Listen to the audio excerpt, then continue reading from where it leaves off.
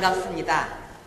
신라 천년의 보도인 이곳 경주에서 전국 장로회 연합회 수련회에 참가하기 위해서 전국에서 이렇게 오신 존경하는 장로님 여러분들께 하나님의 축복이 항상 함께 하시기를 기원하겠습니다. 그동안 본 교회에서 위로는 하나님과 그리고 목사님, 그리고 아래로는 수많은 성도들을 섬기시느라고 그동안 수고가 참으로 많으셨을 장로님들께서 비록 2박 3일이라는 짧은 기간이긴 합니다만 그동안에 힘들고 어려우셨던 이런 모든 일들 잊어버리시고 또 피로를 다 푸시는 그런 아주 보람찬 이번 수련회가 되기를 바랍니다. 오늘 이렇게 그 수련회를 하시면서 소중한 자리에 저를 초대해 주시고 또 이런 시간을 내주셔서 진심으로 먼저 감사의 인사를 드리겠습니다.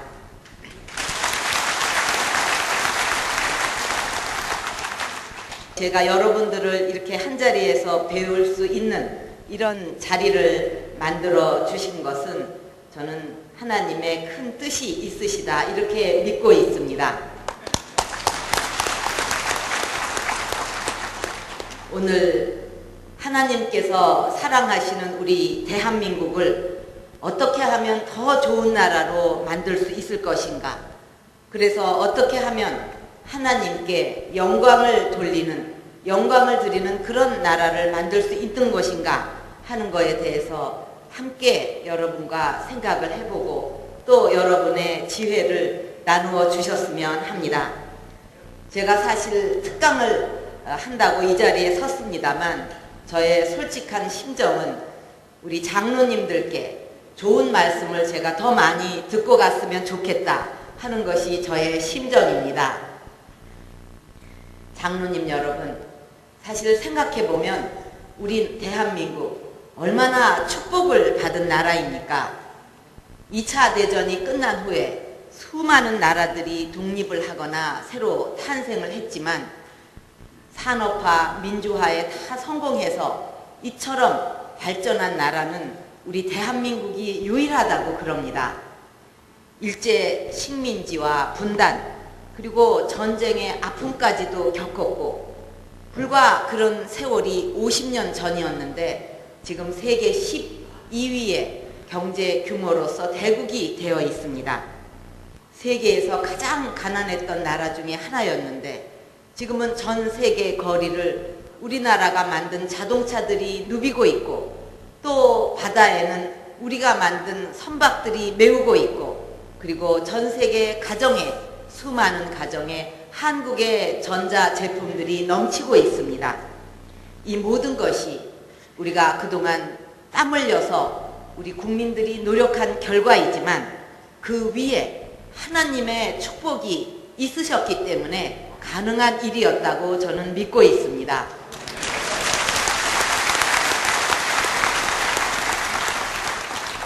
그런 우리나라가 지금 상황이 어떻습니까?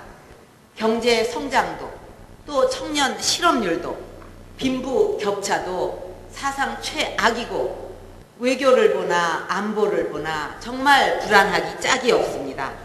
또 우리 사회가 겪고 있는 이 내부 갈등 이것도 우리가 더 이상 방치할 수 없는 지경에 이르지 않았습니까? 왜 이렇게 되었다고 생각하십니까? 저는 무엇보다도 지도자의 잘못된 리더십 때문이다 이렇게 진단을 하고 있습니다.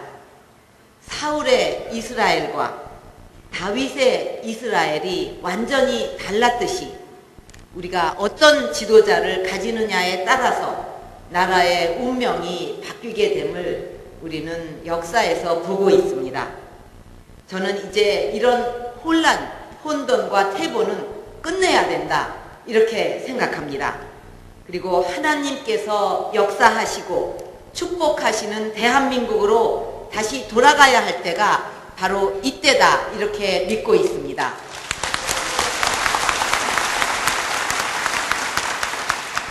그렇기 때문에 올 12월에 있을 대선, 정말 우리 모두에게 너무나 중요한 선택입니다. 이번에는 정말 확실한 국가관을 가지고 바른 생각, 어떻게 하면 나라가 바르게 잘 될 것인가, 이것을 생각하는 지도자를 선택해야만 우리 앞날에 희망이 있을 것입니다. 그렇다면 우리가 선택해야 될 지도자는 어떤 사람이 되어야 할 것인가? 저는 예수 그리스도의 삶이야말로 참된 지도자가 되기 위해서 반드시 가슴에 새겨야 할 일이라 이렇게 생각합니다. 예수님께서는 우리에게 많은 가르침을 주셨지만 저는 그 중에서도 오늘 3가지 리더십에 대해서 말씀을 드리고자 합니다. 첫째는 화합의 리더십이고, 둘째는 도덕적인 리더십이고, 셋째는 사심없는 희생의 리더십입니다. 저는 우리 지도자들이 이런 예수님의 리더십을 본받기만 한다면 국민이 편안해지고 나라도 태평성대를 이루면서 자연히 부강해질 것이라고 믿습니다. 먼저 예수님의 지도력 중에서 첫 번째 화합의 리더십에 대해서 말씀을 드리겠습니다. 동서복음의 역사를 통해서 볼 때 여태까지 갈등을 일으키고 서로 분열한 나라치고 결코 발전한 나라는 없었습니다. 이스라엘이 북이스라엘과 남유다로 나뉘어서 어떻게 되었습니까? 북이스라엘은 200년, 남유다는 300년 만에 모두 망하고 말았습니다. 그런데 지금 우리나라의 모습은 어떻습니까? 지금처럼 우리나라가 이념과 지역과 세대, 이런 것으로 이렇게 대립을 해서는 앞으로 희망도 비전도 우리가 생각할 수가 없습니다. 그래서 저는 국민 화합이야말로 이 시대가 가장 필요로 하는 시대 정신이다, 이렇게 믿습니다. 장로님들께서는 어떻게 생각하십니까?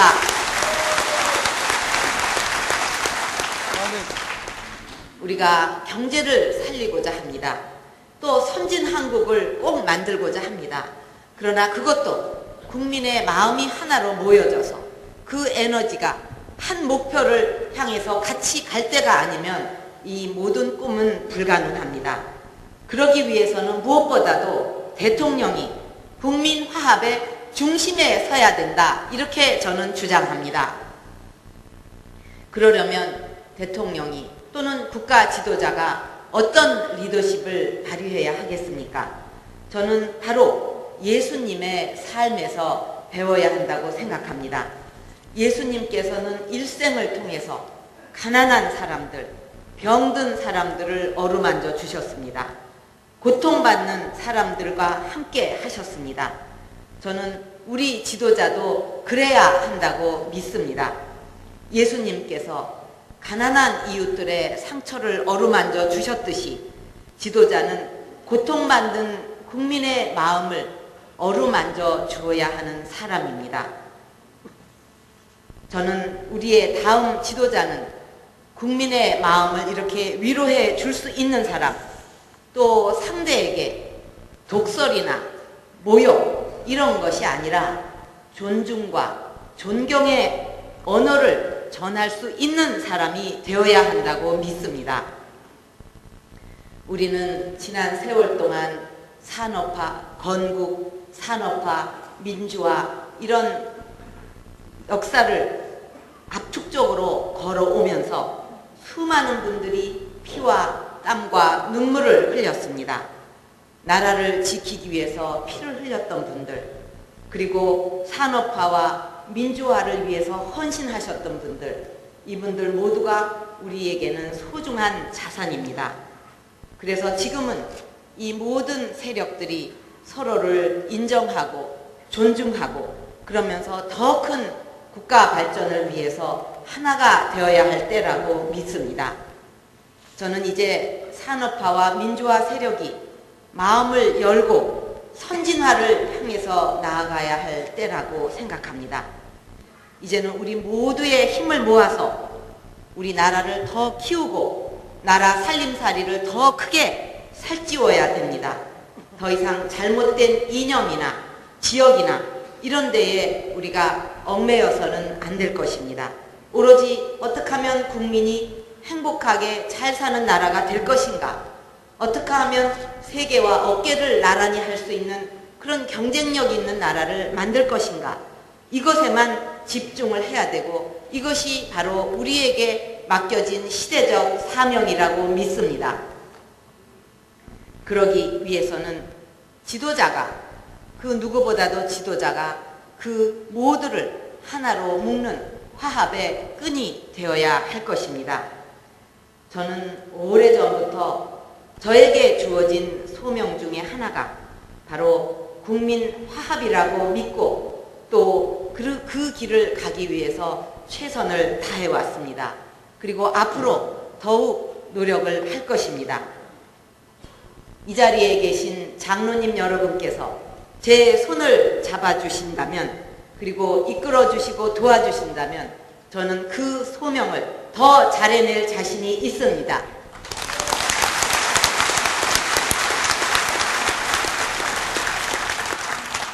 여러분께서 저와 함께 국민 화합의 중심에 서주시기 바랍니다. 온 국민의 마음을 하나로 모아서 우리 모두가 잘 사는 한국을 반드시 건설하겠습니다.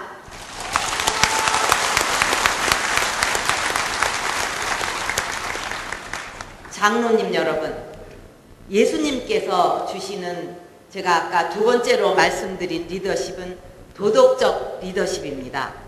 사실 생각해보면 도덕에서 가장 중요한 것은 실천이 아니겠습니까? 예수님께서는 이 땅에서 길지 않은 삶을 사셨지만 영원한 가르침을 우리에게 주셨고 또 그 가르침을 몸소 실천을 하심으로써 온 인류의 모범적인 그런 삶을 사셨습니다. 저는 우리가 선진화국으로 가기 위해서는 무엇보다도 법과 원칙 그리고 상식이 통하는 나라를 만들어야 한다고 믿고 있습니다. 법과 원칙 이런 것은 우리 몸으로 비하면 우리 등 뒤를 흐르는 척추와 같습니다. 이 척추가 제대로 서야 우리 몸도 바로 서는데 그 중에 하나라도, 디스크 하나라도 어긋났다든지 조금이라도 굽어졌다 할 때 얼마나 우리 몸에 고통이 큽니까? 마찬가지로 이 등뼈와 같은 이런 법과 상식과 원칙, 이것이 바로 서야 선진사회로 우리도 들어갈 수가 있을 것입니다. 그런데 그 원칙과 상식과 법이 제대로 서기 위해서는 무엇이 중요하겠습니까? 바로 국가 지도자의 도덕성입니다. 자기 자신이 법을 안 지키고 또 원칙을 안 지키고 국민과의 약속을 안 지키면서 어떻게 국민들한테 약속을 지켜라, 법을 지켜라 이렇게 할 수가 있겠습니까? 또 그렇게 말을 한들 국민이 그것을 받아들이지는 않을 것입니다. 그래서 솔선수범, 이것이 법치가 바로 서는 근본이 될 수 있고 그래야만 나라가 선진국으로 갈 수 있을 것입니다. 선진국이란 어떤 나라이냐? 물론 우리 국민 1인당 소득이 3만 불이 넘어야 된다, 이렇게 수치로 말씀을 드릴 수도 있고 또 물론 경제적인 풍요가 있어야 되겠습니다만 저는 이렇게 정의를 합니다. 정직한 사람, 정직하게 열심히 일한 사람이 성공하는 나라, 법을 지키는 사람이 손해를 보지 않는 나라, 자기가 땀 흘려서 열심히 일한 만큼 보상과 보답을 받을 수 있는 나라, 또 노후가 불안하지 않고 아이를 낳아서 키우는 것이 걱정이 되지 않는 나라, 이런 나라가 바로 우리가 꿈꾸는 선진국이 아니겠습니까? 또 이런 상식이 지켜져야만 3만 불, 5만 불의 문턱을 우리가 넘을 수가 있을 것입니다. 이런 나라를 세우기 위해서는 물론 강력한 리더십이 필요할 겁니다. 그런데 이 강력한 리더십은 지금 시대에는 어떤 물리력에서 나오는 것은 아닙니다. 저는 바로 국민의 신뢰가 있느냐 없느냐에 따라서 강력한 리더십을 발휘할 수 있느냐 없느냐가 결정된다고 생각을 합니다. 지도자가 도덕적으로 인정을 받고 또 신뢰를 받을 때 바로 국민도 하나가 될 수가 있습니다. 그래서 저는 우리나라의 잘못된 이 모든 것을 바로잡고 당당한 선진국을 만들겠다 하는 꿈을 가지고 정치를 해왔습니다. 그러기 위해서는 저 자신부터 깨끗해야 된다, 이렇게 믿고 살아왔고 정치를 해왔습니다. 그렇기 때문에 신뢰와 원칙을 지키는 것을 저의 정치 생명으로 생각을 했고, 법과 약속을 지키는 것을 무엇보다도 소중한 일로 생각을 해왔습니다. 저는 앞으로도 흔들림 없는 마음으로 원칙과 신념을 지키고 진정한 선진국을 만들기 위해서 저부터 앞장서겠습니다.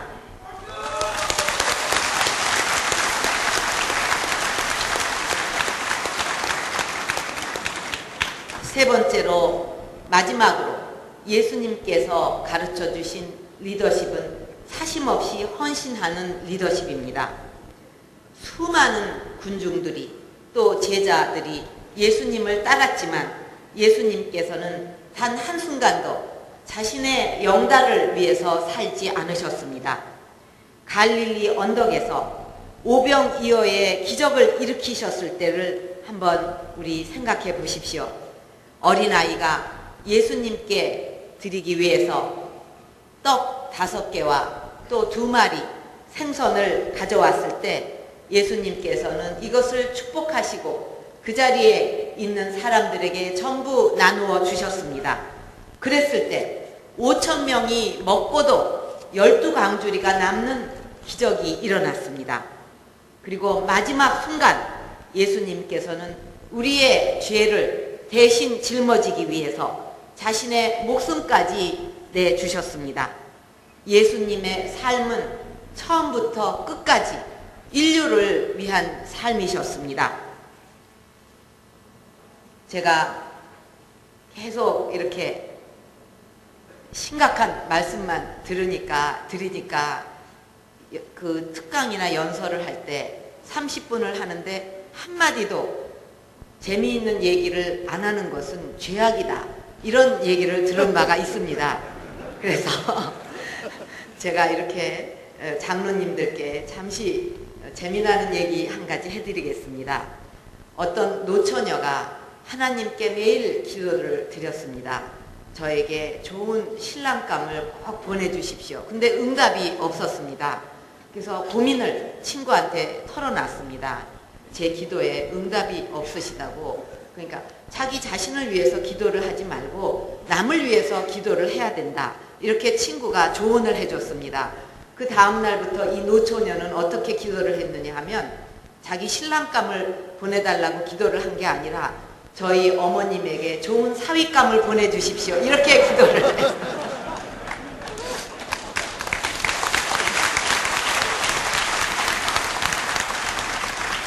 이것은 우스갯소리입니다만 우리가 참 남을 위해서 한다, 뭐 이런 얘기를 많이 합니다만 실제는 자기 자신만을 위해서 살게 되는 일이 얼마나 많습니까? 저는 적어도 일국의 지도자는 항상 자기보다는 국민이 앞에 있어야 된다고 믿습니다. 특히 지금과 같이 나라가 어려울 때는 더 말할 나위가 없습니다. 모세가 애굽 공주의 아들이었지만 자기 신분에 만족하고 살았다면 이스라엘 민족은 결코 홍해를 건널 수 없었을 것입니다. 저도 대통령 아버지를 둔 사람으로 살았었습니다. 그러나 지금까지 제가 살아온 길을 돌아보면 오히려 시련과 위기의 연속이었고 또 그 위기를 극복하면서 살아온 과정이었다. 저는 제 지나온 삶을 그렇게 돌아보게 됩니다.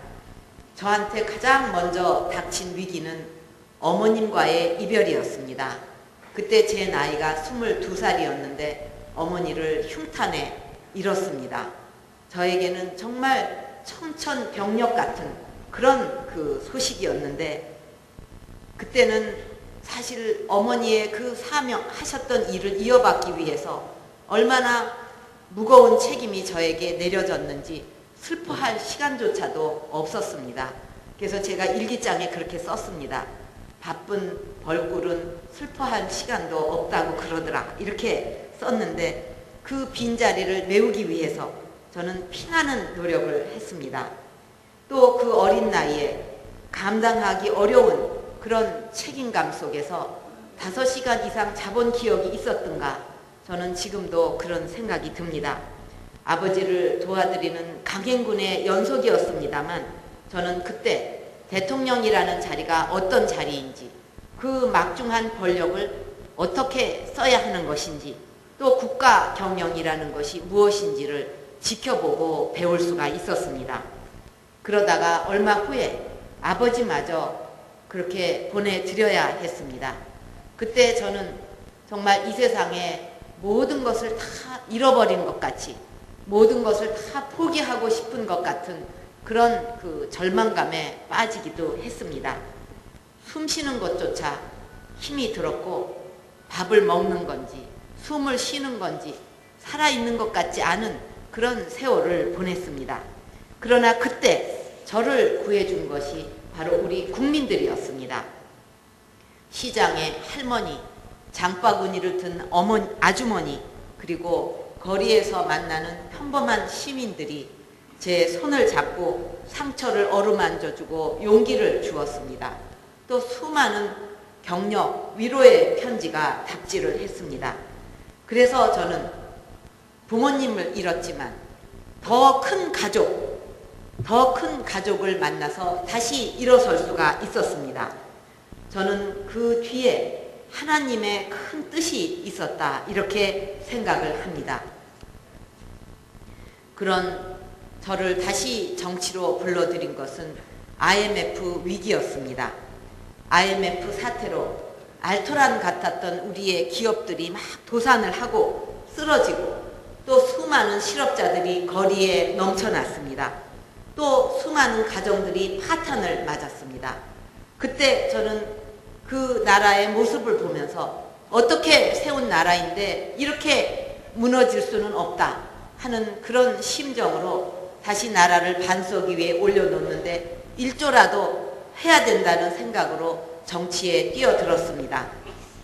10년 전 IMF가 경제적인 위기였다면 지금 우리가 맞고 있는 위기는 경제적 위기에 더해서 교육의 위기, 안보의 위기, 헌법의 위기, 사회 갈등의 위기, 이 모든 것이 복합된 총체적인 위기입니다.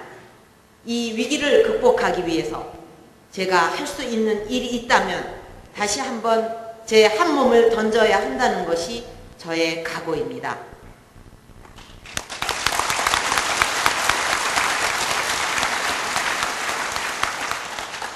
저는 결혼도 하지 않았고 자식도 없습니다.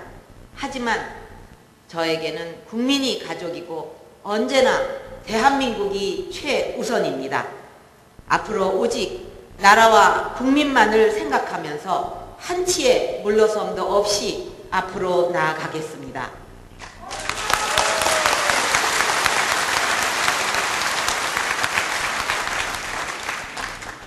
존경하는 장로님 여러분, 올해는 우리나라의 새로운 대통령을 선택해야 되는 그런 중요한 결정을 해야 하는 해입니다.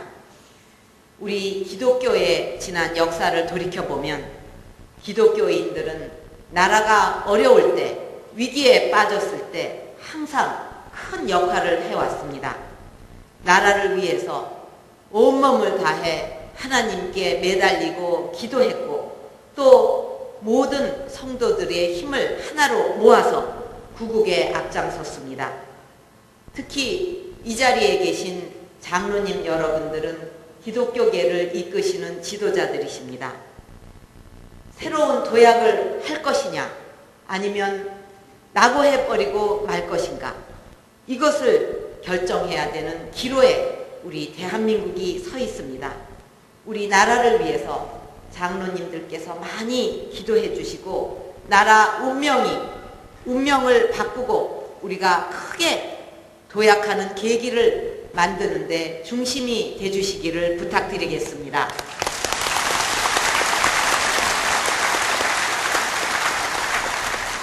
오늘의 이 나라의 위기를 극복하고 희망과 번영의 대한민국을 만들어 가겠습니다.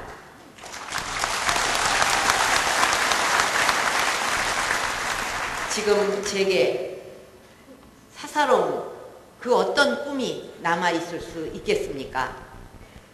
작년에 죽음의 고비도 넘겼던 사람으로서 제 나머지 삶은 덤이라고 생각합니다. 하나님께서 나라를 위해서 할 일이 있어서 남겨주신 것이다, 이렇게 생각을 합니다. 그렇기 때문에 저는 저의 모든 것을 다 바쳐서 우리 대한민국을 꼭 선진국 반열에 올려놓겠습니다. 감사합니다, 여러분.